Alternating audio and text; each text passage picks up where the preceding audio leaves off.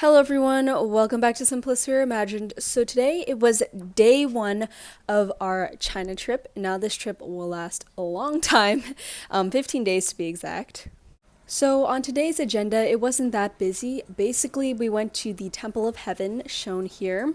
According to our tour guide, this temple was made for the god of the heavens, and only his son and other high-ranking officials were allowed to go into this temple. We went in the morning and it wasn't really a dry heat, it was more of a humid heat. So we were definitely not used to the weather. The really cool thing about this temple place is that there were some really old trees.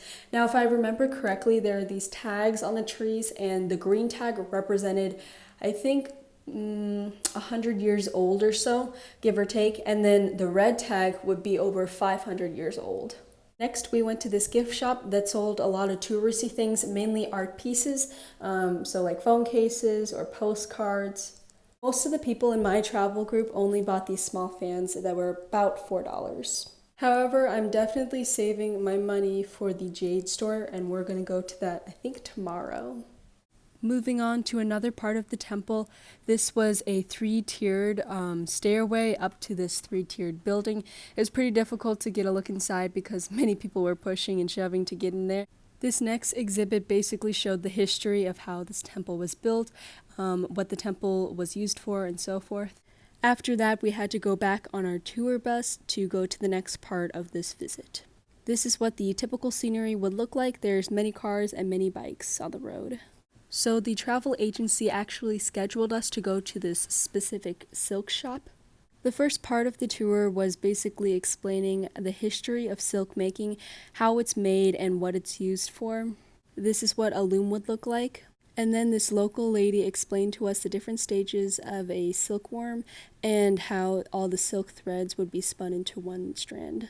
This large room was the demonstration room, so this is how they would make the comforters out of silk. Through this step-by-step process, we got to feel the silk, and it's actually really soft and surprisingly really strong as well. This is us stretching silk over a comforter, and here are the standard sizes and prices for each of these comforters. After being educated on silk and everything about silk, we then went to the actual silk shop. This store sold a variety of things, mainly men's and women's shirts, some bathrobes, some pajamas, also a ton of cool little knickknacks. I think one of the coolest things that they were selling were these hand-painted beads, and these were painted from the inside, so not the outer surface, so that was incredible considering the amount of detail that was put into it. Another thing I liked looking at were the jade jewelry and all of these silk embroidery art pieces. All of those were hand done, and it's kind of incredible to think that someone can do that. I'm guessing it takes maybe a couple months because it's so intricate and detail oriented. Also, there's this little room with these rugs, and I don't know what material they are made out of, but they were extremely detailed as well. So after this silk shop, we went to this restaurant at 12:30 to have some lunch. So this is just a little demonstration of how you would cut some duck meat. The lunch was humongous. They brought so much food out. All of it was just tasting amazing. I definitely recommend the little pizza-looking things. Then we got to see all these cute little koi fish. After lunch, we went walking around seeing all the traditional homes. This particular home was for a royal or high-ranking family.